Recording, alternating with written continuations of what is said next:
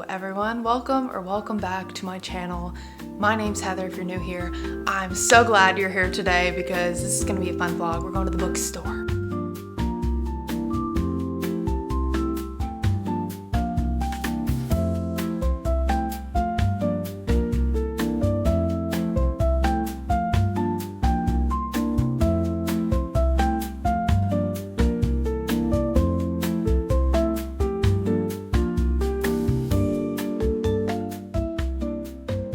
We're gonna be hitting up my local independent bookstore, and then we are also gonna be going to Barnes & Noble. I finished my library challenge as of today. Today is July 1st. I wasted no time. I woke up this morning and I was like, you know what I wanna do? I wanna go to the freaking bookstore. I'm just like eager to not read from my library.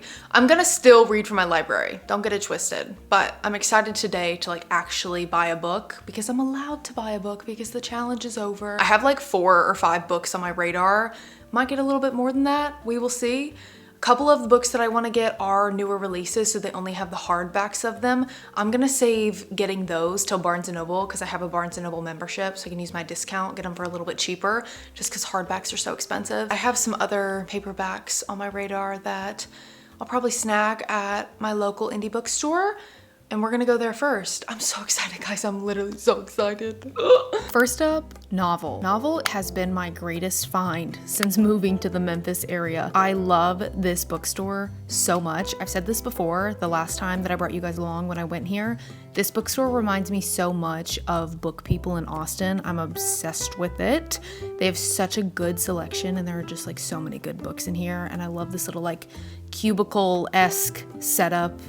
Cubicle's not the right word, but they have these like boxed off sections with a ton of different books and a ton of different genres. I was looking for a specific horror book, a book by Nick Cutter. He's a new to me author. I've never really heard of him before. I got recommended another one of his books on Instagram the other day and I was looking for it, but they didn't have it. I read the back of this one and it just didn't sound as intriguing as the one I was looking for. While looking in the young adult section, I was reminded that because my library challenge is over, I get to finish the An Ember in the Ashes series this month. Weird Liars just had a TV show come out, right? This book was really popular on Book Talk, I think in like 2021, 2022.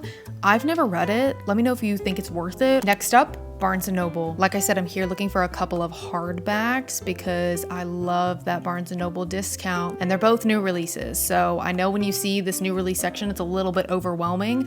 I had a difficult time finding one of the books that I was looking for and I had to ask for help. Saw My Baby, Bob, Bury Our Bones in the Midnight Soil, and then I also saw The Night and the Moth, and we know I snagged that one.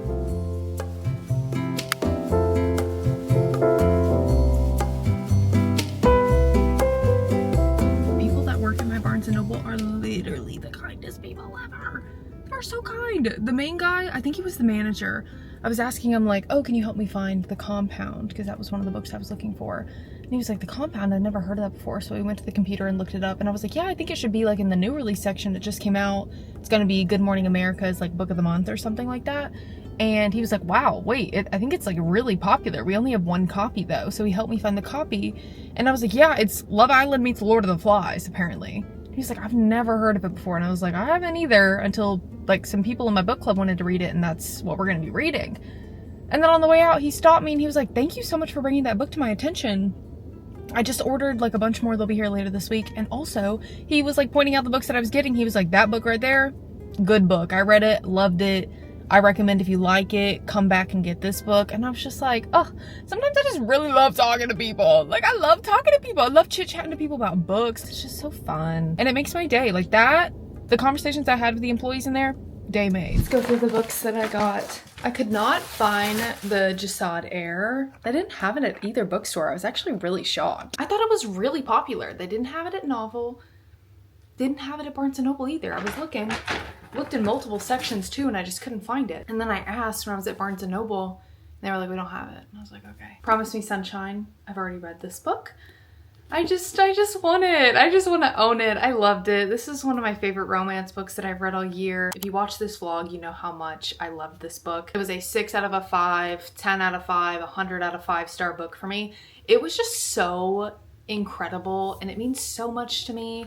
And I love Lenny's relationship with her friend that had passed away and also Lenny's relationship with Miles, the MMC. Miles, he's like a top tier MMC. He's so incredible and His interactions with Lenny just had me laughing my ass off, so I want to own the book. Problematic Summer Romance. Me and some of the girls in my book club are going to be reading this book in the month of July. This was our runner-up when we voted on what book we were going to read for July. As in, the winner, The Compound, got 46% votes. This got 40% votes. It's just probably a classic Ali Hazelwood book. I haven't read an Ali Hazelwood book since what? Love on the Brain? I think I read Love on the Brain last summer, maybe. I didn't love that one, but I love Bride. I love Love Theoretically. I'm in the mood for an age gap romance book, and I feel like this is the perfect giggly summer book, like a book you would read by the beach. And I'm not going to the beach in July, but we're gonna pretend I'm at the beach while I'm reading this. Age gap romance. He's 38 and she's 23. Yeah, 38 and 23. What is wrong meets what is right in this romance set in Italy. Ah! That's what I got at Novel. The guy checking me out at Novel was like, I see you like romance. Keep an eye out for this new book that's coming out later this year called Daddy Issues by Kate. I don't remember her last name. And I was like, oh, yeah. He was like, yeah, she wrote this book called, and he like couldn't remember. I was like, oh, You Again? He was like, yeah, she wrote You Again. Have you read it? And I was like, yeah, I read it. He was like, okay, I'm a couple chapters into Daddy Issues, so keep an eye out for it. And I was like, thank you so much. I did not like You Again. The more that I think about You Again, the less that I like it. I think when I finished that book last year, I was like, oh, it's okay. Not a favorite, but I like feel okay about it. For some reason, it's one of those romance books where the more that I think about it, the more the characters like absolutely aggravate me. It's just not a book for me. Not a book for me. But I just was like, yeah, thank you so much. Thank you so much. The employees at Novel are always so nice in giving book recommendations. And like I was saying, so are the employees at Barnes & Noble. I got The Compound. Love Island meets Lord of the Flies. Crazy. That is crazy. Lily, a bored, beautiful 20-something, wakes up on a remote desert compound alongside 19 other contestants on a popular reality TV show. To win, she must outlast her housemates while competing in challenges for luxury rewards such as champagne and lipstick, and communal necessities to outfit their new home like food, appliances, and a front door. The cameras are catching all of her angles, good and bad, but Lily has no desire to leave. Why would she, when the world outside is falling apart? As the competition intensifies, intimacy between the players deepens, and it becomes increasingly difficult to distinguish between desire and desperation. When the producers raise the stakes, forcing contestants into upsetting, even dangerous situations, the line between playing the game and surviving it begin to blur. If Lily makes it to the end, she'll receive prizes beyond her wildest dreams, but what will she have to do to win? This sounds absolutely incredible. I got The Night and the Moth. I've been wanting to read this. I really love Rachel Gillig. I loved One Dark Window and Two Twisted Crowns. They're up there. One of my favorite fantasy duologies ever. It's just so well done. There's so much depth in it. The fantasy world building was incredible, and I heard this is also incredible. I also hear like the MMC wears eyeliner or something. Eyeliner! I'm here for it. I'm here for it. I'm here for that. A gothic miscloaked tale. Ooh, those are like such great words to describe a novel. I'm intrigued, and I'm ready to read this. The last book that I got, The Troop by Nick Cutter. I was looking for this book at Novel, but they didn't have it. They did have one left at Barnes & Noble. This is a horror book. This group of boys goes into the wilderness. I think their scoutmaster, Tim Riggs, leads this troop of boys into the Canadian wilderness, and things just start going wrong. A random stranger who's like really scarily thin. What else does it say? Disturbingly pale and voraciously hungry stumbles upon their campsite. The boys are exposed to something far more frightening than any tale of terror. The human carrier of a bioengineered nightmare, a horror that spreads faster than fear, a harrowing struggle for survival with no escape from the elements, the infected, or one another. So I'm assuming they're all having a really good dandy time camping in the wilderness, and then this man stumbles in, but he also like maybe brings like some sort of, what's the word I'm looking for? I'm thinking like The Last of Us vibe. Like, is he giving he's gonna go in this direction? Type of mutation? Mutation could be the right word. And the manager of Barnes & Noble, this is the one he pointed out that I was holding, and he was like, I've read that and I really liked it. He said it was really good. And I was like, did you read The Deep? which is another book by this author, and he was like, no, I kind of got my fix from that. There's too many other books on my radar. I was like, so valid. And those are all the books that I got at the bookstore. This got me my fix of book shopping. Also got me the books that I have yet to get through my library, because I do want to continue to use my library a lot, use Libby a lot. The hold for Problematic Summer, several months. The hold for Night in the Moth, guys, I'm still sitting in 4th place. 4th place sounds like I'm in a race. Kind of am. I'm still waiting on this, so I wanted to get it anyways. The Compound, several months wait. And The Troop, not even available at my library. So I feel like all of these books deserve a front row space on my bookshelf. So I need to figure out where to put them. And also I need to figure out which book I want to start next, because I'm not reading anything at the moment. I feel like I should figure out which one I want to start today first. Not Promise Me Sunshine. I feel like The Compound would be so fun, especially because I'm in the midst of Love Island right now. The Compound, maybe. I don't think I want to start The Troop, just because I finished 2 horror books this past weekend. I think I need like a week break from horror, and then we'll come back to that. Night in the Moth. God, this book is just... I'll read the first sentence. Look at the map. Look at the map. Wow. Wow. I don't think I'm in the mood for fantasy. So it's in between Problematic Summer Romance. Hi, Olive. Come here. Hi. Can you hear her meowing? Come here. You want to say hello to everybody? Meow. Why are you meowing so much? These are our contenders. Stumped. Okay, while I think about this, we're gonna figure out where to put these, because I want them to be very visible. I actually think this will be very good right there. That's a, no, never mind. Maybe like here? Okay, okay. Put my special edition of Bury Our Bones in the Midnight Soil right there. I think I'll end up propping it up in my hallway out there, because it's just so stunning. It's insane. So it comes in this, not dust jacket, more of like a case. And the outside looks like that. And you pull the book out.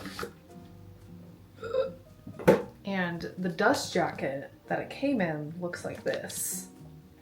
The inside of the dust jacket is what you saw if you looked up to purchase the book. I feel like this is what I saw. When I was looking on the website before buying the book, I just saw like this art. What was not shown on the website when you purchased the book was the art of the actual book, which I think is the most beautiful art ever. This is my prized possession, my pride and joy, the most beautiful special edition book I have ever gotten in my life. And I'm not even exaggerating. I'm so obsessed with it. The sprayed edges are so good. I'm pretty sure over on that side it says Death Calls to Death.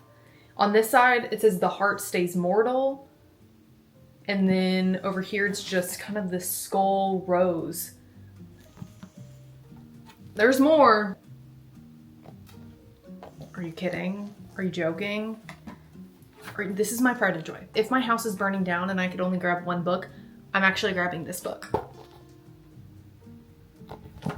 Beautiful. Okay, I think I'm gonna put these other books in my hallway.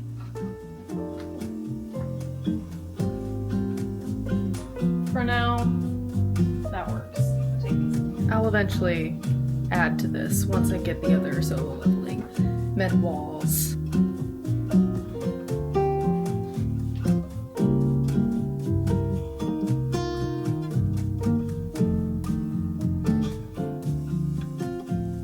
Finally decided. Took me a little bit. I think I'm gonna start The Compound because I'm very interested. Why is this sticker so stuck on here? I'm very interested to see this whole Love Island, Lord of the Flies thing. I'm in the midst of actual Love Island at the moment. So I just feel like it would be very fun read. And it has a little bit of a thriller aspect to it. Not necessarily a thriller aspect, but there is a thrill with the competition and what's going on, and it's like, what do you have to do to win, and how far are you willing to go to win the game in this reality TV show competition. I'm gonna eat some lunch and then come back get started on this. The setup of this compound, already from the start, I'm only 10 pages in, is giving Love Island, and our main character described the setting of it and where the bathrooms were, where the pool was, how the cameras are very, very hidden. Like if you don't pay attention enough, it's like you will forget they're there. It's just like giving Love Island. I also love that already 10 pages in, we've gotten a pretty good description of the main character and how her personality is. It says, I've always been a passive kind of person. It is both my worst quality and the thing that people like most about me. If the others had stayed in the pool for the rest of the day, I would have done the same. But apparently they only wanted to cool off. So when the others got out, I got out. And when everyone sat under the shade tree, I did the same.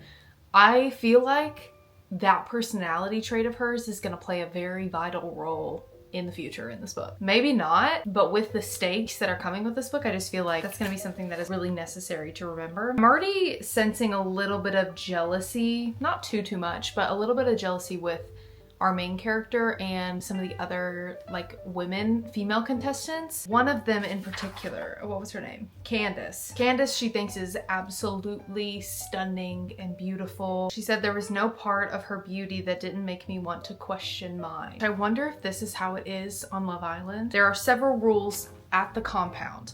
The first was that it was forbidden to discuss that the show was in fact a show, or that we had seen the show before. It ruined the experience for the viewer and the participants, we had been told. The second was that we couldn't discuss our life outside of the compound unless we had been instructed to do so. The third was that it was forbidden to harm another resident. There were other rules, but they wouldn't come into effect until the boys arrived. Why did she word this last sentence like this? We all understood that if we broke any of these rules, we would be punished. I know that's probably not meant to sound aggressive, or maybe it is, but using the word punished for some reason just seems so aggressive. I'm about to go read at a coffee shop this morning. I'm gonna finish this book up today. I have like 40 pages left of it. I read so much of it the first night a couple days ago. I read like 200 pages of the book. I was obsessed. I read 50 pages of it yesterday, and I had time to finish the last 50 pages because it's only like a little less than 300 pages long.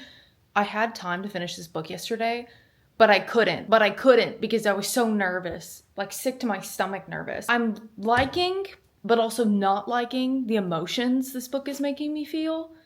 I feel sick. It's very, and I've said this so much through this video, like it's gonna give Love Island Lord of the Flies vibes. It is literally like modern day Lord of the Flies, in my opinion. It's crazy. Very nervous for how it's going to end up. I'm scared it's gonna get really, really sinister, and that's why I didn't finish it yesterday. I probably shouldn't finish this in public, but that's okay. We're gonna go finish this book this morning, maybe get a matcha, maybe get a tea, maybe get a coffee. I don't know what I'm in the mood for yet. We'll see.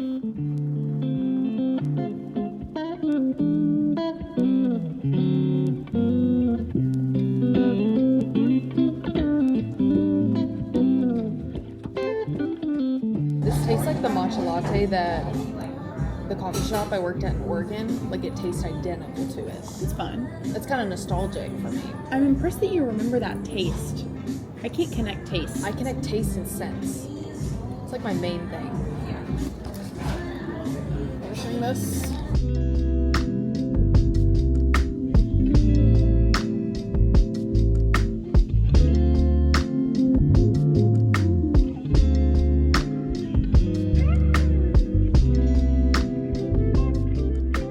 I definitely thought that the acknowledgements was another chapter.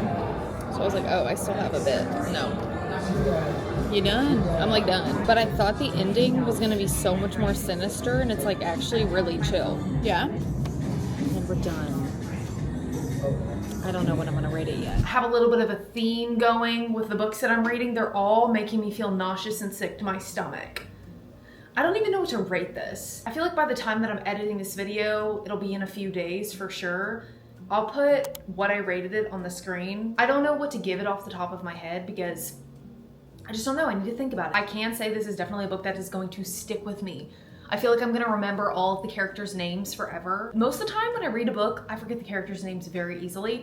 I think the characters' names in this, they're gonna stick with me. Their actions are gonna stick with me. The plot, the storyline. After watching the episode of Love Island I watched last night, put a little screenshot. If you're a regular watcher of Love Island, you will know what went down in this episode. After watching that last night and then going back and finishing this book, I'm just like, I'm in shambles a little bit. I can't lie. Definitely thought the ending of this was going to be a lot more sinister. I liked the direction the author took with the ending because I don't know if I would have been okay with sinister. If I'm being honest, I think if the author would have taken this in a really sinister direction, I would have probably had to stop reading and like pick it back up in 2 weeks. It was a very, very engaging and riveting book. It was addicting to read until you got like 250 pages in, and it was still addicting, but it was just like sickening at the same time. I liked that in this reality TV show, the Islanders had to do communal tasks and also private tasks to be able to win items. And the communal task, you won items for the house, like